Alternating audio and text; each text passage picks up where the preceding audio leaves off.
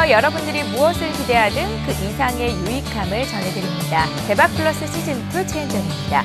우리나라 국민들 불황이라고는 해도 여행비는 안 아끼는 걸로 조사가 됐습니다. 지난해 1인당 국내 여행비가 55만 원으로 집계됐는데요. 작년 동기 대비 15% 상승한 거였고요. 해외 여행객 인구도 늘고 있습니다. 지난해 한 차례 이상 해외 여행을 다녀온 인구가 1,373만 명에 달했는데 6년 만에 최고치였다고 합니다. 어렵다면서 갈 사람들은 다 간다 이렇게 비꼬아서 얘기하고 싶은 게 아니라요. 저는 조금은 긍정적인 면을 좀 찾고 싶거든요. 여행을 어렵사리 모은 돈으로 시간을 사는 모험이다 이렇게 생각하시고 살기 참 팍팍하잖아요. 이럴 때일수록 마음의 여유를 갖는 시간을 활용해 보셨으면 좋겠다 싶습니다. 물론 본인의 수준 한에서 과소비하지 않아야 되는 거는 당연한 얘기겠죠. 자, 오늘 시장 얘기 좀 하겠습니다. 코스피가 또 조정을 받았습니다. 내일 선물 옵션 동시 만기일인데요. 올해 들어서 두 번째 만기일, 동시 만기일을 맞습니다. 때문에 이제 삼성전자를 중심으로 시장이 크게 흔들리면서 내일장 또 어떤 변수가 있는 거야 이렇게 고민하시는 분들이 참 많으실 것 같은데요. 그래서 저희가 오늘도 이렇게 찾아왔습니다. 대박 플러스 시즌2 하시면서 전문가의 시장을 보는 눈, 그 흐름 읽는 법 가져가시고요. 강의까지 알차게 채워봤으니까 1시간 동안 채널 고정하시고 저희와 함께 해주시면 좋겠습니다. 자, 오늘 함께 해주실 전문가부터 소개를 해드립니다. 샘플러스에서 김용준 멘토님 자리 나오셨습니다. 안녕하세요. 네, 안녕하세요. 예. 자, 오늘도 역시 대박 플러스 시즌2에 참여하실 수 있는 방법부터 소개를 해드립니다. 방송 보시다가 궁금한 점 생기시면요. 언제든지 문의 주세요. 무료 문자입니다. 013-3366-0110번으로 남겨주시면 되겠고요. 또 홈페이지 들어오셔서 질문 올려주실 수도 있습니다. 어떻게 하시면 되냐면요. 서울경제TV 홈페이지 들어오셔서 증권 누르시고 대박 플러스 시즌2 클릭하시고 로그인 하셔야 됩니다. 와글와글 게시판에 질문 올려주세요. 저희가 친절히 명확한 답변을 달아드리도록 하겠습니다. 자, 그럼 김용준 멘토님의 알찬 강의와 함께 종목 공개까지 이어지는 이 시간 기대하시고 지금 바로 시작해봅니다.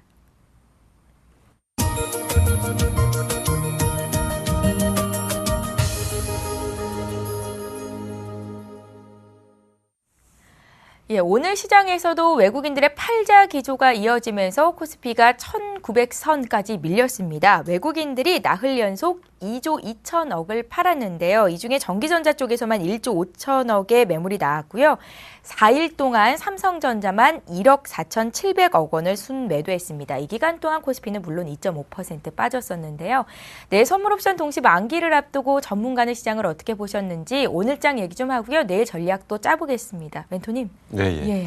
오늘 시장이 좀 상당히 좀 많이 오늘 빠진 폭이 아니라 이제 지금까지 누적돼서 빠진 폭이 좀 상당히 많이 빠졌고요. 그리고 이제 더더군다나 좀 불안하게 만드는 종목이 이제 삼성전자죠. 그래갖고 이제 최근에 이제 일단 내일 선물옵션 만기와 관련해 가지고 과연 이제 삼성전자 쪽의 악성 매물이 어떻게 나오고 어떻게 되느냐에 따라서 지금 상당히 좀 불안하게 좀 장을 좀 보고 계신 분들도 있고요. 그리고 이제 그동안 버팀목 역할을 했던 코스닥 역시도 지금 상당히 많이 흔들리고 있기 때문에 지금 전반적으로 지금 실제 주식 투자를 하고 계신 분들은 상당히 어떤 불안감을 느끼고 있는 하루가 아닌가 좀 생각이 드는데요. 일단은 현재 장을 분석하기 위해서는 삼성전자라는 종목을 지금 얘기를 안 할 수는 좀 없을 것 같습니다. 그래서 일단 삼성전자를 어떤 중심으로 좀 종목을 좀 얘기를 좀 해봐야 좀 될 것 같지 않은가 좀 생각이 듭니다. 지금 이제 최근에 이제 삼성전자가 제일 처음에 이제 문제가 됐던 부분은 첫 번째 부분이 이제 외국계 증권사의 보고서가 나오면서 좀 문제가 됐던 부분인데요. 외국계 증권사에서 보고서가 나왔던 내용이 뭐였냐면, 결국은 삼성전자의 스마트폰 판매량이 전체적으로 20-30% 감소할 거다. 그리고 이제 3억 5천만 대 정도를 판매할 걸로 봤던 스마트폰이 3억만 대 정도로 판매가 될 거다. 이러면서 이제 집중적인 매도 공세가 좀 나왔는데요. 일단 우리가 여기서 이제 이런 부분을 좀 생각해 볼 필요가 있습니다. 지금 삼성전자라는 종목을 생각할 때 판매량이 20%에서 30% 감소한다고 그랬는데 문제는 뭐냐면 어쨌든 간에 올해도 전년 대비로 보면은 판매량은 증가하는 겁니다. 다만 이 20%에서 30%가 감소한다는 근거가 뭐냐면 여지껏 삼성전자 내부에서 발표했던 삼성전자 내부 목표를 가지고 지금 얘기를 하는 거죠. 내부 목표로 3억 5천만 대 정도로 하겠다라고 봤던 것들이 그만큼 안 나올 거라는 거죠. 그러니까 아직까지 성장세가 꺾였다는 거 볼 수는 없는 거고요. 또 그리고 전체 판매량 기준으로 지금 봤었을 때 올해 연간 몇 대 정도 할 거다라고 했는데 이거에서도 좀 그 착시 현상들이 좀 나타난 것이 뭐 어떤 부분이냐면 당초에 삼성의 갤럭시 S4가 나오기로 됐던 시점은 1월에서 2월 정도 안에 나오지 않을까라고 봤던 거고요. 이거를 갖고 전망치를 냈던 부분들이 좀 상당히 있었다고 본다면 사실 실질적으로 삼성전자가 스마트폰이 나온 시기는 4월에서 5월 사이거든요. 물론 이제 국내 출시 시점과 해외 출시 시점이 달랐기 때문에 이런 어떤 한 달 정도의 갭은 좀 있었지만은 결국은 삼성전자의 그 내부 출시는 최소한 3개월 이상 미루어졌기 때문에 최소한 한 분기 정도의 판매량이 지금 반영이 안 되고 있다라고 지금 볼 수가 있기 때문에 지금 이들이 얘기하는 것처럼 그 30%에서 20% 정도의 어떤 그 판매량이 급격하게 감소된다라고 지금 보기는 좀 어렵습니다.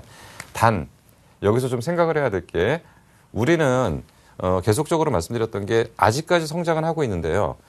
이들 외국인들이 직접 지금 그 지적하고 있는 부분은 결국 뭐냐면 스마트폰 시장의 규모가 예전에는 계속적으로 이렇게 더 커졌었죠, 범위가. 근데 이 커지다가 이제 와서는 더 이상 커질 게 없다. 이게 이제 나타났던 얘기들이 이제 뭐냐면 사실 그 전까지는 애플하고 삼성전자가 싸울 일이 없었어요. 왜냐하면 계속 컸기 때문에 그 안에서 자기네들 부분만 챙겨갔으면 됐던 거죠. 근데 이제부터는 문제가 뭐냐면 이 범위는 이제 어느 정도 윤곽이 나왔고요. 여기서 이제 쪼개먹기를 해 가는 과정들이니까 그러니까 자기네가 더 많이 먹기 위해서 결국 싸워서 자기네들 유리한 기지로 가는 거. 결국 이 얘기는 외국인들이 지금 정확하게 지적하는 부분처럼 성장성에 대한 부분은 분명히 인정을 한다라고 봐야 될 거고요. 그런 맥락에서 지금 삼성전자로 좀 접근을 해야 되는 게 아니냐. 그렇다면 향후 삼성전자는 어떤 새로운 대안이 나오기까지는 그러니까 지금 이제 삼성전자가 여기까지 왔던 게 이제 길게 한번 차트를 좀 볼 필요가 좀 있을 것 같은데요. 삼성전자가 굉장히 오랫동안 상승을 했습니다. 뭐 여기서 이렇게 상승을 하고요. 이렇게 상승을 했는데 결국 삼성전자는 제일 처음에 가전제품 업체로 시작한 거고요. 그동안 반도체 업체였다가 최근에는 세트 업체죠. 그러니까 뭐 핸드폰이라든지 이런 세트를 만드는 업체로. 그래서 마지막 성장 그 어떤 그 세트 업체로서의 성장을 지금 반영을 했다라고 본다면 차기에는 이 종목이 추가적으로 상승을 하기 위해서는 이거와 버금가는 뭔가가 또 나와줘야 되겠죠. 삼성전자에서. 그렇지 않고는 성장에 대한 분명히 한계는 지금 노출된다라고 일단 볼 수가 있습니다. 그래서 지금 삼성전자에 대한 주가를 어떤 방향으로 보셔야 될 거냐 뭐 이런 부분에 대해서 좀 생각을 좀 해봐야 될 것 같은데요. 일단 단기적으로 분명히 낙폭은 컸습니다. 단기적으로 이제 이 종목이 이제 시가총액 상위 종목이기 때문에 단기적으로 낙폭은 굉장히 컸는데 지금 정상적인 사이클로 보면 반등 사이클은 지금 가능할 거예요. 워낙 낙폭이 있었으니까 최소한 반 정도 되돌려주는 자리는 나오겠죠. 근데 다만 이제 여기서 이제 그 변수가 지금 작용하는 게 내일 이제 선물 옵션 만기죠. 선물 옵션 만기 때 과연 파생 쪽을 그러니까 뒤흔드는 쪽이 여기를 한 번 더 공격하고 가지 않겠냐라는 우려 때문에 지금 걱정을 하는 거고요. 그렇지 않다라고 한다면 반등 사이클로 좀 봐주는 게 맞을 거라고 일단 판단이 됩니다. 그래서 삼성전자 같은 경우는 이제 보유하고 계신 분들은 한 번 참았다가 반등이 좀 나왔을 때 좀 현금화하는 쪽으로 좀 방향을 보시는 게 맞지 않을까 좀 생각이 듭니다. 예. 오늘 멘토님께서는 시장을 어떻게 보셨는지 그 중심에 있는 삼성전자를 좀 집중적으로 풀어주셨습니다. 이제 강의를 들어볼 텐데요. 오늘 강의 내용도 앞으로의 시장 흐름을 어떻게 봐야 되고 어떻게 대응 전략을 짜가야 되는지가 나올 것 같거든요. 전문가의 강의 지금 바로 시작을 해볼게요. 주식에 관한 모든 것을 쉽고 정확하게 압축해 전달하는 시간. 종목의 흐름을 자세히 분석하고 정확한 매매 시점 공략을 듣는다. 김용준의 주식백과사전 지금 공개됩니다. 예, 오늘은 글로벌 유동성 변화에 어떻게 대응을 해야 되는 건가라는 주제로 이야기가 될 것 같습니다. 김용준 멘토님, 네. 예. 네. 일단 우리가 이제 최근에 이제 시장의 가장 중심축에 있는 부분이 어느 쪽이냐를 먼저 좀 판단을 해야 됩니다. 시장의 중심축을 정확하게 봐야지 향후 장의 어떤 변화들을 좀 볼 수 있는데요. 제일 처음에 이제 지금 주제로 놓고 첫 번째 주제로 놓고 있는 게 이제 글로벌 유동성의 변화입니다. 무슨 얘기냐면 지금 이제 일본이라든지 미국이라든지 각 나라에서 지금 취해지는 최소한 일본과 미국은 글로벌 유동성을 그동안 풀었던 데죠. 유동성을 제공했던 쪽에서 이제 여기서 유동성이 더 이상 제공되지 않거나 축소되는 거에 대한 문제들을 지금 얘기를 하고 있는 겁니다. 그래서 글로벌 유동성 변화에서 첫 번째로 이제 일본이라는 얘기를 안 할 수가 없는데요. 일본이라는 게 이제 지난 시간에도 참 말씀드렸지만은 올라갈 때 도움 안 되다가 빠질 때 지금 흔들어 놓는데 정확하게 일본이 5월 15일이죠. 5월 15일부터 이제 큰 변화가 좀 생겼습니다. 그 전까지는 뭐냐면 엔저 현상, 엔화가 굉장히 강하게 하면서 뭐 103엔 정도, 뭐 이 정도 가면서 그때 무슨 얘기까지 나왔냐면 눈 감고 120엔 간다. 그렇기 때문에 그 앞으로 엔저의 현상은 굉장히 확대될 거다. 그렇기 때문에 국내 기업은 수출에 대해서 상당히 문제가 제기될 거다. 그렇기 때문에 시간이 지나면 지날수록 우리나라 수출 관련 기업들은 실적이 계속 나빠질 거다라는 얘기를 하면서 국내 증시를 굉장히 괴롭혔었던 거죠. 근데 그러다가 이제 한 103엔, 104엔 뭐 이 정도 가다가 갑자기 이제 돌변을 한 겁니다. 갑자기 돌변을 하면서 결국은 어떤 현상이 벌어졌냐면 이제 아베노믹스가 완전히 끝난 게 아니냐. 이거는 이제 긍정적인 효과는 안 나타나고 부정적인 효과만 나타날 거다라는 얘기들을 했었습니다. 그러면 아베노믹스에 대해서는 긍정적인 효과와 부정적인 효과가 분명히 있습니다. 긍정적인 효과로 지금 볼 수 있는 부분들이 뭐냐면 결국은 그동안 아베노믹스를 통해서 일부 일본 기업에 대한 실적이 좀 완화됐죠. 실적이 좀 개선됐죠. 그리고 더 큰 부분은 이제 글로벌 유동성 측면에서 좀 보셔야 될 필요가 있는데요. 글로벌 유동성 측면에서 일본의 역할들이 뭐였냐면 일본이 엔저를 용인을 하고요. 일본의 엔저를 용인하고 미국의 달러 강세를 인정을 하면서 결국은 이렇게 되는 글로벌 금융 환경에서 여기서 이제 남는 자금들이 어디로 들어갔냐면 유럽으로 들어가 버린 거죠. 그래서 유럽에서 사실 그동안 유럽에서는 가장 문제가 됐던 부분이 뭐냐면 채권 시장에서 더 이상 유럽 채권이 소화가 안 됐는데 결국 엔저 자금이 유럽 채권 시장으로 가면서 전체적으로 미국도 살고 유럽도 살고 일본도 사는 이러한 구조가 좀 됐었던 부분들이 좀 있었던 거죠. 그리고 일본 자체적으로는 어떤 효과들이 있었냐면 주가가 상승을 했고요. 기업의 실적들이 좀 긍정적으로 갔고요. 그리고 또 전체적으로 봤던 게 뭐냐면 일본이 붕괴가 되면은 전 세계에서 상당한 혼란이 오기 때문에 그런 부분들로 일부 인정되면서 최소한 일본이 살 길을 제공했던 것이 여지껏 나타났던 아베노믹스의 긍정적인 효과라고 일단 볼 수가 있습니다. 근데 여기서 이제 극단적인 상황이 이제 벌어지는 거죠. 일단 우선적으로 최고점에서 일본 시장에서 외국인의 대규모 매도 공세, 물론 조지 소로스를 포함한 헤지펀드들의 공격적인 매도도 있었고요.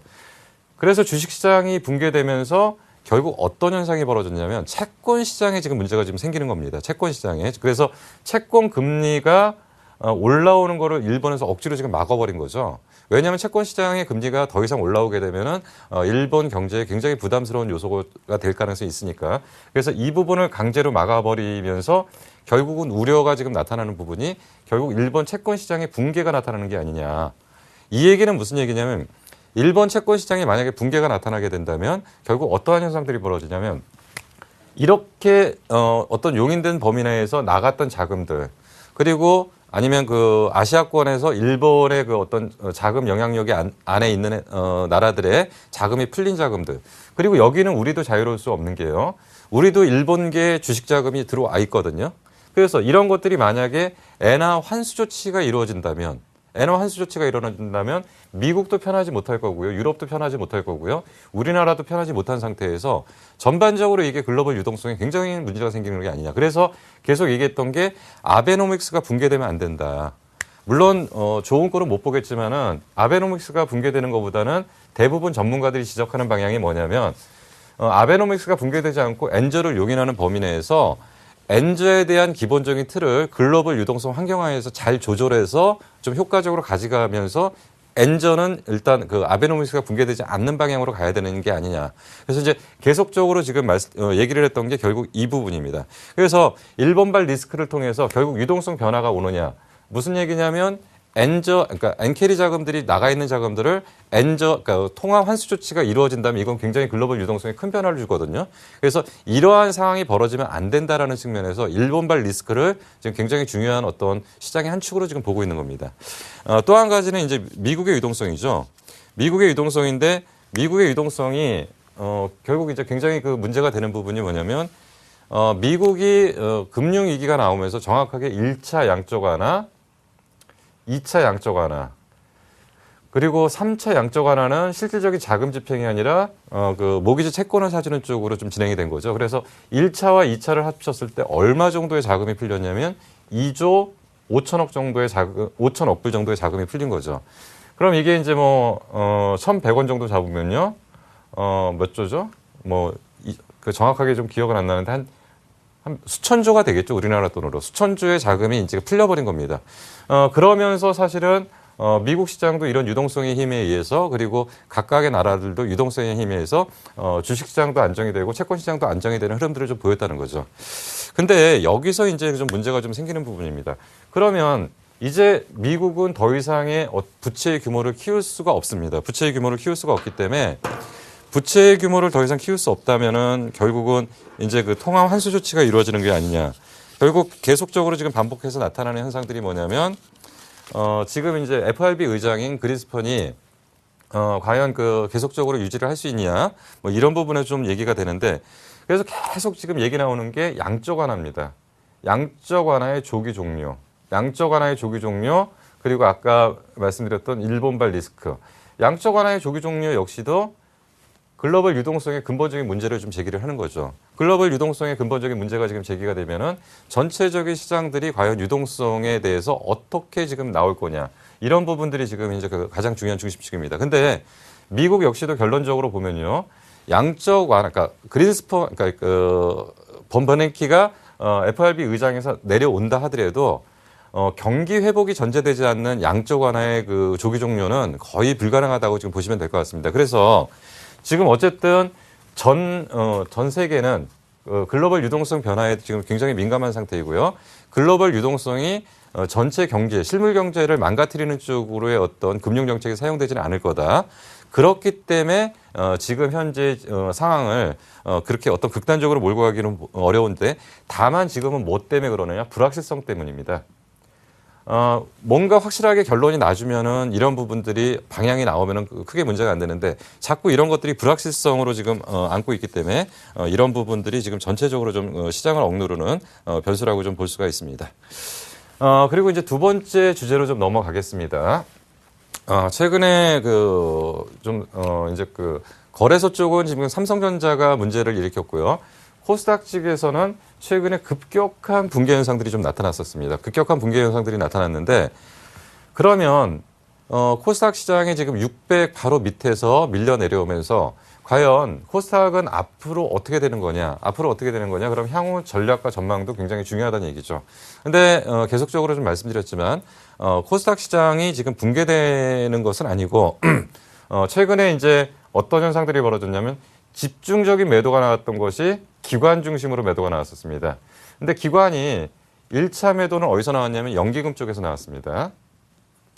연기금 쪽에서 대규모 매도를 내보내면서 한번 크게 한번 좀 흔들었죠. 차트를 잠깐 보면서 좀 설명을 드릴게요.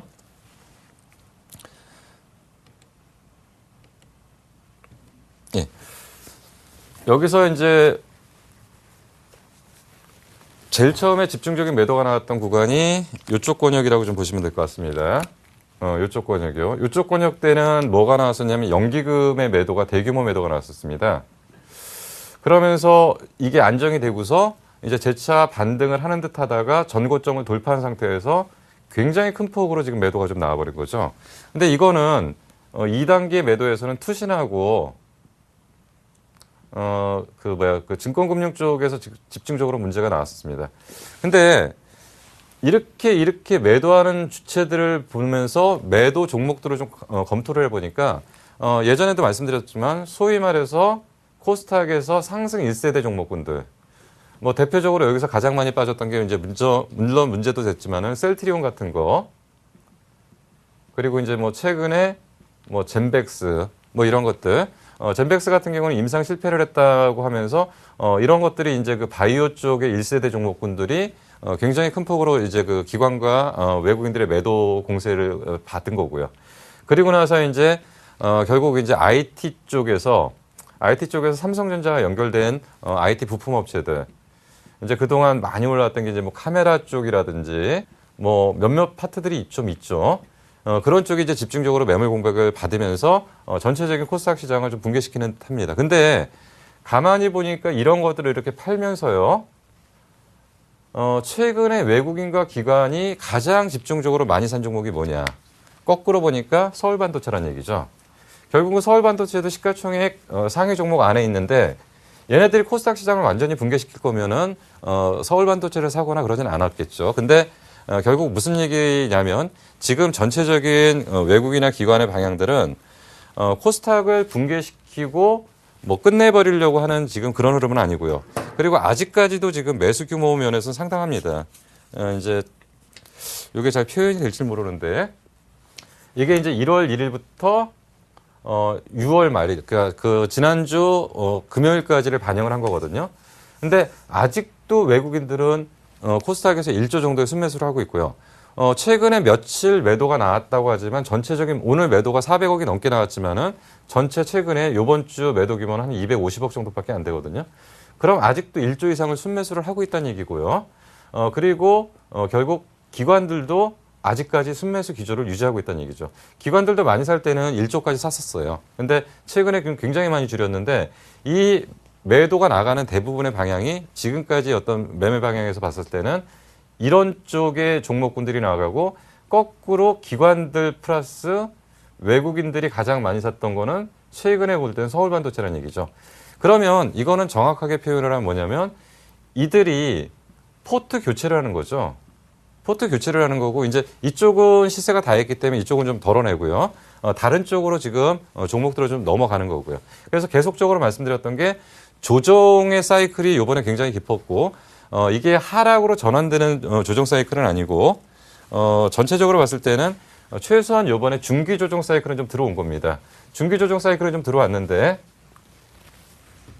주봉상으로 봤을 때도 아직까지 상승 추세의 변동이 있었던 건 아닙니다. 지금 현재 요 기준을 보면 지금 이제 이 종목 코스닥 기준으로 한 요 정도 라인이 지금 지켜진다면 추세는 아직까지 상승 추세를 유지하는데 최근에 이제 그 좀 주봉상으로 좀 깊었습니다. 주봉상으로 조금 깊었는데 V자형 반등은 아니라고 해도 최소한 올라타고서 여기서 횡보를 한다고 한다면 다시 상승할 수 있는 여건들을 만들 거고요. 그리고 거래량 기준으로도 이제 웬만큼 지금 빠졌다라고 일단 볼 수가 있습니다. 그래서 지금 코스닥 기준으로 전체적인 장의 흐름들은 좀 어떻게 봐야 되느냐. 이거는 결국 이들이 완전하게 어떤 코스닥을 이탈을 하는 것이 아니라 결국은 포트 교체에 그리고 이제 일반인들도 어느 정도 이제 확신이 들었습니다. 이제 코스닥 시장 내지는 중소형주 랠리가 시작된다는 거에 어느 정도 확신이 들었기 때문에 결국 이런 일반인들에 대한 확신된 부분들을 좀 흔들어 놓는 이런 어떤 장세의 지금 흐름이라고 지금 볼 수가 있고요. 그리고 얘네들이 지금 굉장히 지금 팔 수 있는 규모의 물량들이 아니라는 말씀을 좀 계속 드렸죠. 외국인들이 1조 정도 샀다라고 한다는 것은 거래소 기준으로 10조 정도를 샀다라고 볼 수 있는데 잠깐 쉬어갈 수는 있습니다. 그러나 이 매수 기준은 계속적으로 유지될 가능성이 있기 때문에 결국은 지금 이번 장에서의 어떤 코스닥의 중기 조정 사이클에서 뭐 크게 흔들 건 없을 것 같고요. 지금 우리는 똑같은 전략을 구사할 수 있을 겁니다. 뭐냐면 저들도 지금 포트 교체나 포트 정비 그리고 가는 쪽으로 집중을 할 수 있다면 어차피 다 같이 빠져 있는 상태거든요. 지금 현재 주가들이 다 같이 빠져 있다라고 한다면 거꾸로 봤을 때 이제는 본격적으로 종목 교체를 해가지고 집중적으로 갈 수 있는 쪽을 좀 방향을 밀어야 된다는 거죠. 그렇다고 해서 지금 서울 반도체가 지금 다시금 간다라고 보는 것이 아니라 최근에 어떤 방향들을 좀 보여드리기 위해서 설명을 좀 드렸던 부분이라고 좀 좀 볼 수가 있을 것 같습니다. 그래서 이제 그 코스닥 시장에 대한 방향들은 이 정도로 지금 말씀을 좀 드려보고요. 그리고 이제 거래소 쪽에서도 좀 의미 있는 분야들을 좀 찾아보고 싶어서 조선주에 대한 얘기를 조금 좀 해보려고 합니다. 조선주가 최근에 이제 며칠 전에 무슨 현상이 있었냐면 이제 완전히 저점 찍고 이제 조선주가 향후 주도주가 될 거다. 뭐 이런 얘기까지 나오고 있고요. 그리고 이제 조선주들이 이제 본격적으로 이제 상승하는 거 아니냐. 그 전면에는 뭐가 있었냐면 가장 먼저 움직였던 것은 조선주 중에서는 현대미포조선입니다. 현대미포조선이 바닥권에서 가장 먼저 움직였고요. 그리고 아직까지도 시세 탄력 면에서는 가장 긍정적인 좀 움직임을 좀 보이고 있죠. 그러면 조선주 중에서 이제 우리가 좀 보는 게 삼성중공업이나 삼성중공업도 아직까지는 추세대가 좀 괜찮죠. 그리고 이제 대우조선해양,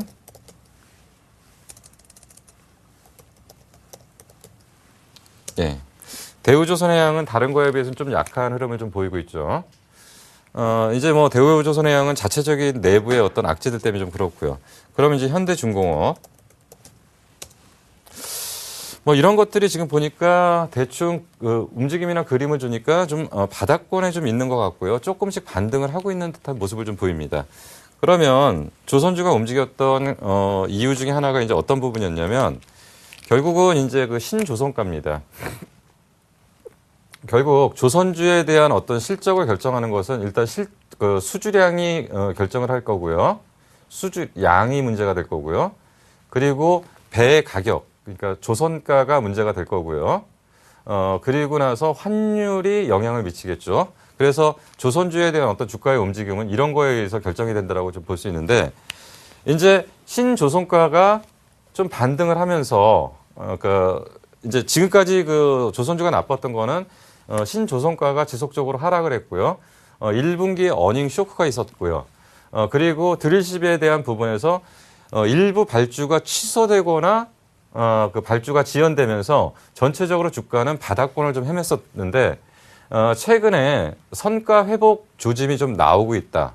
선가 회복 조짐이 나오고 있기 때문에 이제는 조선주에 대해서 긍정적인 시각을 가져야 되는 게 아니냐라는 최근에 어떤 분석 자료들이 좀 많이 있었다고 좀 보시면 됩니다. 근데 여기서 이제 그 하반기에 이제 또 여기 이제 성과 회복이 있고요. 하반기에 결국은 발주 증가량에 대한 기대들도 분명히 있어가지고 조선주에 대한 어떤 시각들은 굉장히 긍정적이고 그리고 또 시장은 뭐를 찾고 있냐면 대안을 찾고 있잖아요. 뭔가 지금 대형주에서 어떻게 집중을 할 수 있는 지금 대안들이 지금 안 보이고 있기 때문에 결국 그런 쪽에서 뭔가 자꾸 돌파구를 좀 찾으려고 좀 했는데 근데 이제 조선주에 대한 부분을 조금 좀 세밀하게 좀 들어가 볼 필요가 좀 있다라고 봅니다. 어떤 측면이냐면 지금 분명히 요번에 업황이 일부 회복된 쪽은 어느 쪽이냐면 벌크선하고 컨테이너선 쪽입니다. 보통 이제 조선이라는 업황을 분석을 할 때는 그 운반 쪽에 벌크나 컨테이너선 얘네들은 뭐 BDI 지수라는 거를 기준으로 그 주가의 회복 여부를 결정을 하는 거죠. 결국 운임 지수를 가지고 하는 거고요. 그리고 이제 예전하고 좀 달라진 게 이제는 조선주는 또 유가의 방향하고 또 관련이 있습니다. 왜 그러냐면 심해 유전.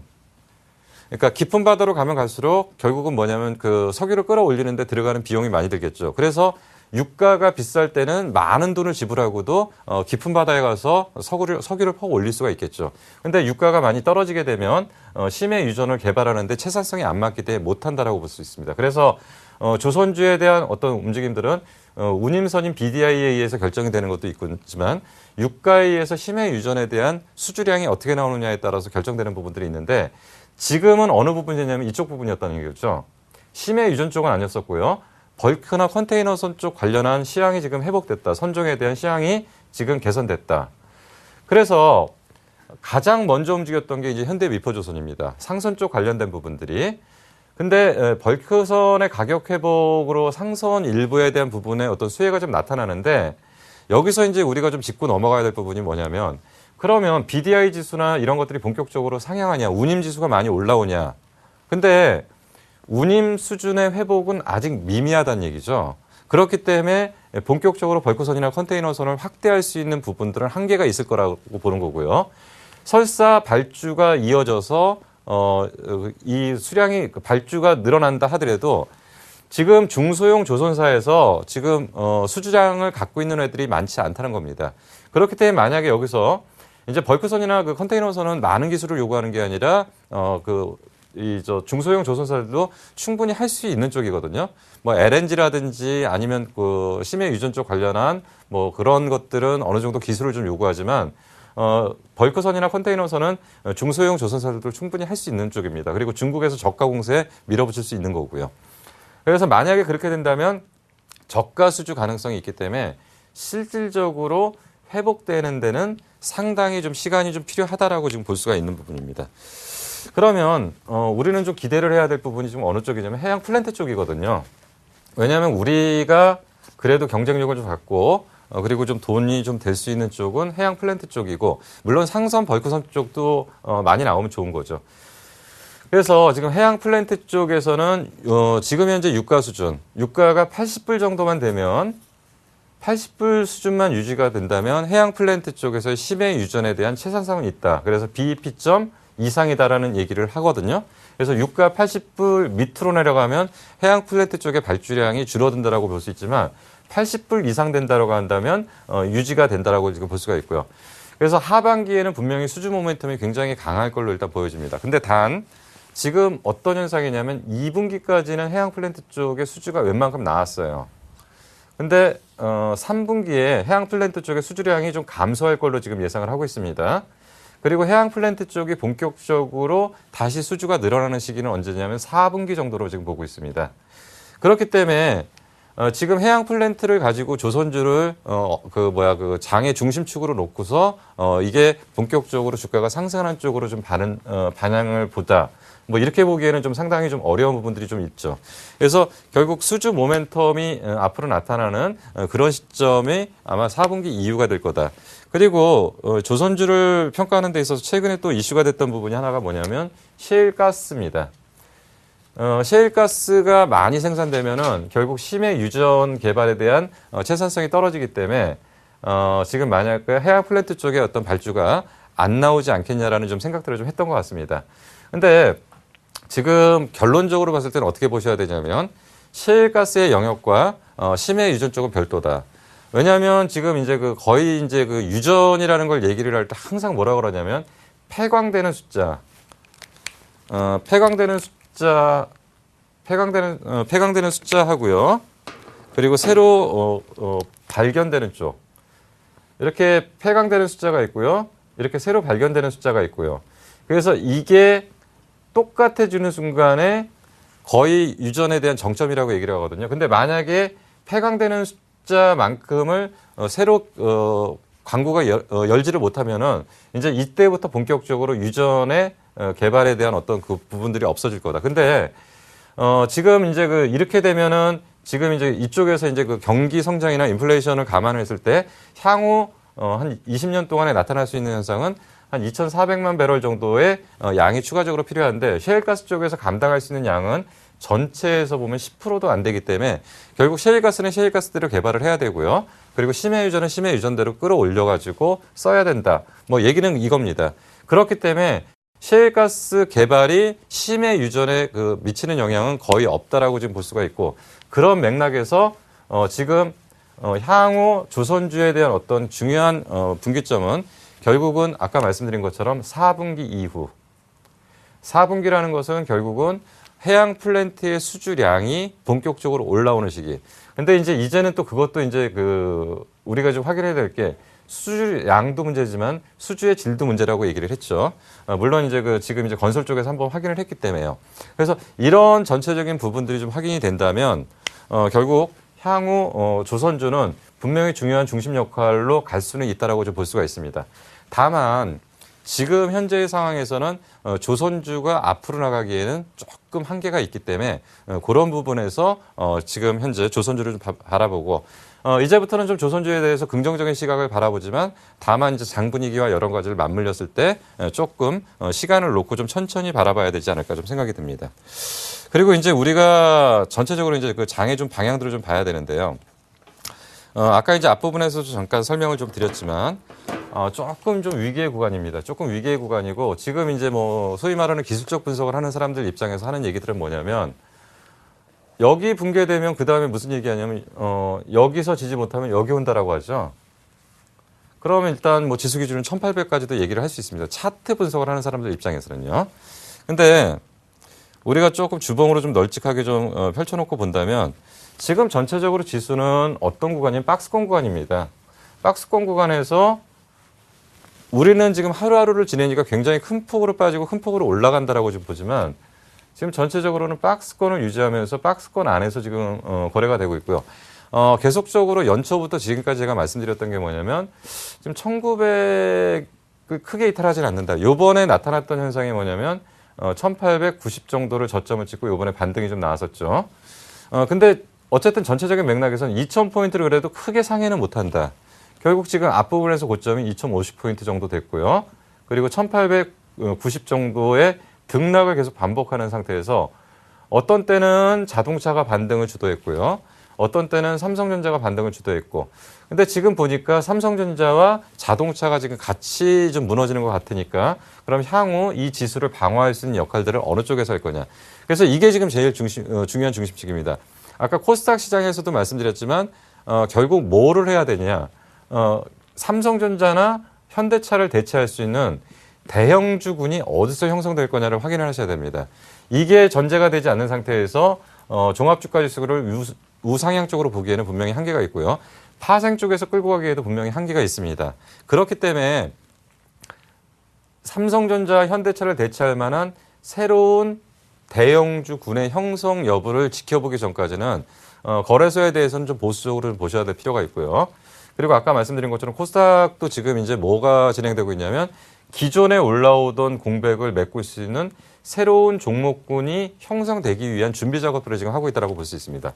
거래소, 코스닥 모두 공이 나타나는 현상은 뭐냐면 결국은 기존까지 끌고 왔던 종목들을 대체할 수 있는 그런 쪽의 어떤 종목군들을 형성을 위한 준비 작업들을 지금 하고 있는 거고 일부 튀어나오는 종목들이 있고 조금 숨어서 지금 준비를 하고 있는 종목들도 좀 있는 것 같습니다. 그래서 이러한 종목들이 완전히 확인되기 전까지는 조금 긍정적인 마인드보다는 좀 방어적 성격을 좀 갖고 그리고 장을 대처할 수 있도록 하고요. 그리고 지나치게 지금 극단적인 논리는 좀 위험합니다. 그 바닥권에 대해서 지나치게 지금 하방 쪽으로 보는 쪽도 위험하고요. 지나치게 지금 상단 쪽으로 좀 보는 것도 위험하기 때문에 결국 그런 쪽에서 지금 현재는 전체적인 장에 대한 관망이 좀 필요한 시점이 아닌가 판단이 됩니다. 예, 시장이 굉장히 크게 흔들리면서 불안감을 낳고 있는데요. 앞으로는 시장에서 어떤 점들이 중요하고 또 종목 교체를 통해서 어떤 종목들이 위로 치고 갈 수 있을지를 볼 수 있는 해안을 얻을 수 있는 강의 시간이었던 것 같습니다. 강의 정리하고요. 그동안 추천해 주셨던 종목 AS 하는 시간 가질게요.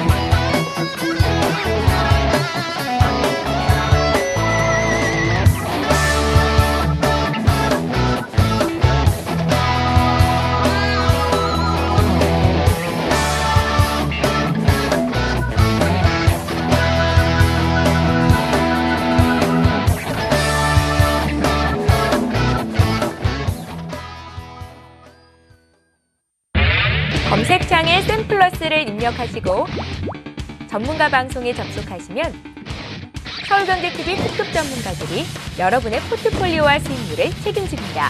주식 투자 샘플러스와 함께하세요.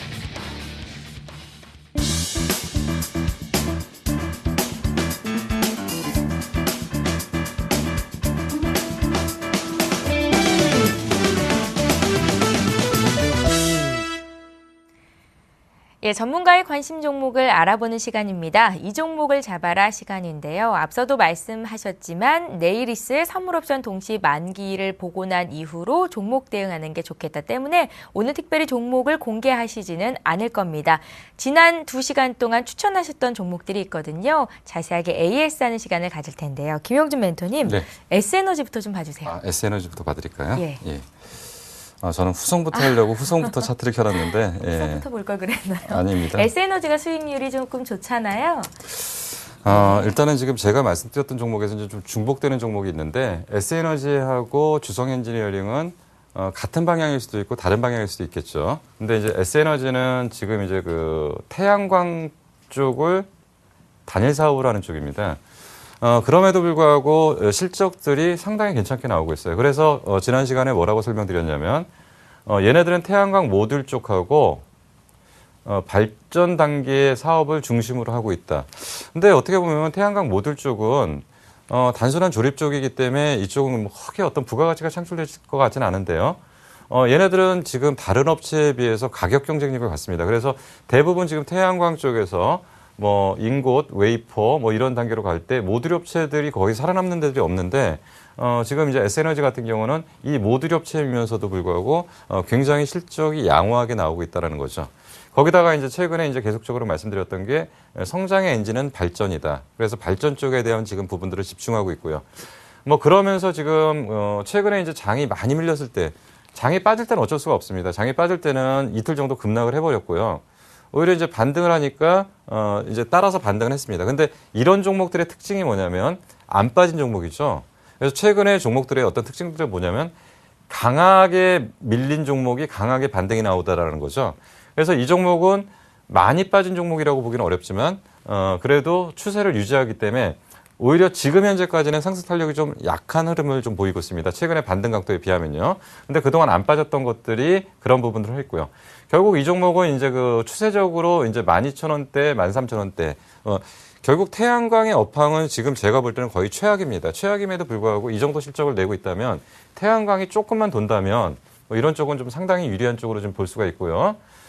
그래서 일단, 이 현재 상황에서는 실적에 대한 것들, 그리고 업황에 대한 턴어라운드 가능성을 걷고 조금 길게 보자. 길게 보면은 말씀드린 것처럼 꽤 갈 수 있는 종목인데, 뭐 앞에 12,750원을 돌파를 해서 그 위로 충분히 갈 수 있는 거고요. 근데 이런 종목들의 특징이 뭐냐면 기다리면 답답해요. 근데 놓고 잠깐 잊어버리니까 어느 순간에가 13,000원 왔네? 14,000원 왔네? 이런 단계의 어떤 흐름들이기 때문에 너무 조급하게 단기 매매하시는 쪽에서는 좀 적합하지는 않고요. 좀 중기적으로 좀 보신다면 크게 문제는 없을 거라고 좀 보시고요. 제가 원래 좀 종목을 고르는 스타일이 좀 시간을 투자하는 쪽의 종목으로 좀 많이 접근을 합니다. 목표가 15,000원, 손절가 10,000원 그대로 유지하십니까? 그대로 유지하시고 계속 보시면 될 거고요. 뭐 이제부터 거꾸로 10,000원이 왔다는 건 좀 문제가 있겠죠. 예. 지금은 12,000원대를 올라가는 게 문제지 10,000원을 깨는 게 문제가 아닌데 다만 속도가 언제 빨리 올라갈 거냐 그거의 문제인 것 같습니다. 사신 분들은 그냥 묻어두시고요. 편안히 있으시면 될 것 같다 생각이 듭니다. 한 종목 더 볼게요. 후성. 예. 후성도 좀 비슷한데 그러면 이제 나중에 이제 그런 얘기 하실 분들도 예. 계시겠죠. 무슨 장독대냐고 묻어두게. 근데 정말 때로는 묻어둘 필요가 좀 있는 때가 좀 필요합니다. 근데 지금 후성은 어떤 관점에서 좀 접근을 하는 종목이냐면 결국은 2차 전지죠. 후성의 본래의 사업인 그 반도체 가스라든지 냉매 가스 이런 쪽의 사업에 대한 부분에 캐시카우 역할은 일정 부분 하는 상태에서 결국 2차 전지의 중대형화 전환 이게 가장 키워드입니다. 무슨 얘기냐면 후성 쪽이 가지고 있는 전해질 물질을 갖다가 2차 전지 쪽 물질로 채택을 하면서 이 시장이 커지게 되면 상당히 큰 폭으로 이제 성장할 수 있죠. 그래서 후성이 작년에 실수를 한 게 뭐냐면 라인을 굉장히 공격적으로 증설을 한 거예요. 그러니까 2차 시장 개화를 조금 더 앞당겨 보고서 상당히 공격적으로 라인을 일단 깔아놨는데 문제는 뭐냐면 유럽발 금융 리스크, 미국에서의 리스크, 미국발 어떤 금융위기들 이런 것들이 복합적으로 작용되면서 사실은 정말 가야 될 길들을 전 세계들이 지금 가지 못하고 잠시 쉬었던 거죠. 유럽도 뭔가 성장 정책을 써야 되는 게 아니라 일단은 방어를 먼저 했어야 되고요. 미국도 거꾸로 방어를 먼저 해야 되니까 결국 2차 전지의 중대형 대형화는 결국 전기차의 개화 여부에 결정됐었는데 결국 이런 부분들이 지연되다 보니까 당연히 고정비가 증가를 하고 기타 비용들이 증가를 하면서 실적의 둔화라는 연결고리를 가질 수밖에 없었던 거죠. 근데 이제는 다들 이제 좀 살아났어요. 다들 살아났기 때문에 이제 준비를 지금 하고 있습니다. 계속적으로 지금 준비를 하고 있고 시작을 하고 있습니다. 그런 측면에서 본연의 업무인 가스 업무, 그러니까 그 냉매 가스나 반도체 가스 쪽에 실적이 안정되는 상태에서 2차 전지에 대한 가동률, 2차 전지 전해질에 대한 가동률이 지금 계속적으로 좀 올라오려고 지금 하는 상태거든요. 그래서 이런 부분에서 좀 봐서 일단은 좀 모멘텀이 좀 있을 거다라고 좀 봤는데 조금 빨랐지 않았나 좀 생각이 들거든요. 근데 어쨌든 지금 최악의 그 저점은 좀 확인한 것 같습니다. 일단 기관이 공격적으로 한 2번 정도 강하게 매도를 했거든요. 근데 결국 그러면서 더 이상 이탈은 안 한다는 거죠. 더 이상 이탈은 안 하기 때문에 이제는 후성이라는 종목이 바닥은 확인한 것 같은데 이제 이게 문제가 뭐냐면 꺾어서 언제 올라갈 거냐. 이게 좀 답답한 거죠. 근데 아마도 2, 4분기 지금 실적 기준으로 봤을 때는 1, 4분기 실적까지는 그렇게 좋지는 않았습니다. 1, 4분기 실적은 안 좋았던 거죠. 적자가 났었으니까요. 근데 아마 2, 4분기부터는 요 부분이 실적 부분에서도 분명히 개선이 있을 거고요. 나머지 부분들도 많이 좋아질 거고, 그리고 아까 말씀드렸던 성장 엔진으로 볼 수 있는 전해질 쪽의 가동률이 지금 점진적으로 증가하고 있다. 이런 측면에서는 일단 후성은 지금 거의 바닥권에서 이제 뭐를 하려고 하냐면 돌아서기만 하면 되는 거죠. 돌아서기만 하면 되는데 아직까지는 거래 바닥이라 조금 이제 하루 이틀 안에 뭔가 변화가 좀 생기리라고 좀 보기는 어렵습니다.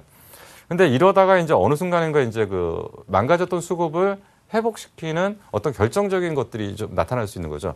최근에 제가 그 기억이 나는 게 이제 포스코 ICT가 좀 그런 비슷한 기억이 있는데 포스코 ICT도 바닥에서 계속 헤매다가 순간적으로 한두 얘기가 나오면서 이제 본격적으로 이제 상승 패턴으로 완전히 전환을 시켜버렸거든요. 그래서 최악의 국면은 왔기 때문에 가격 리스크는 크지 않다. 가격 리스크는 크지 않은데 일단은 이제부터는 뭐가 남았냐면 시간 리스크가 남은 거죠. 오래 기다리는 시간. 이것만 없다면 괜찮은 종목이라고 일단 판단했는데 요거에 대한 기간이 지나치게 길어지면 이제 문제가 되겠죠. 그래서 가격 리스크에 대한 부담은 없지만 시간 리스크에 대한 부담은 상존한 상태에서 변화의 모멘텀이 서서히 지금 감지되고 있고 2, 4분기 실적 개선은 거의 확실시 되니까 그렇다면 이제는 바닥에서 좀 움직일 준비를 하지 않을까. 뭐 그런 판단에서 본다면은 현재 상황은 그렇게 나쁘진 않다라고 좀 판단이 됩니다. 그래서 후성 같은 경우에도 당초에 제시했던 목표가 손절가 그리고 뭐 중장기 어떤 모멘텀들 이런 것들은 그대로 유지하는 상태로 말씀 좀 드리겠습니다. 예. 자, 오늘 김용준 멘토께서는요, 2주에 걸쳐서 주셨던 S에너지 후성 종목 AS 해주셨는데요. 내일 선물 옵션 동시 만기일이 지난 이후로 다음 주에 또 어떤 종목을 들고 오셔서 우리에게 새로운 아이디어를 주실지 기대가 됩니다. 다음 주 이 시간을 기대해 주시면 좋을 것 같습니다. 오늘 대박 플러스 시즌2는요, 샘플러스의 김용준 멘토와 함께 했습니다. 잘 들었습니다. 네, 감사합니다. 예, 매주 월요일부터 목요일까지 밤 11시 반부터 1시간 동안 시청자 여러분들을 위해서 샘플러스 멘토분들이 무료 방송을 하십니다. 10시에 주식 승천 10시 시청하시고요. 11시 반에 바로 홈페이지 들어가셔서 전문가들의 샘플러스 무료 방송까지 챙겨보시면 좋겠습니다. 잠들기 전 1시간을 100% 활용해 보십시오. 저희는 내일 이 시간에 다시 올게요. 고맙습니다.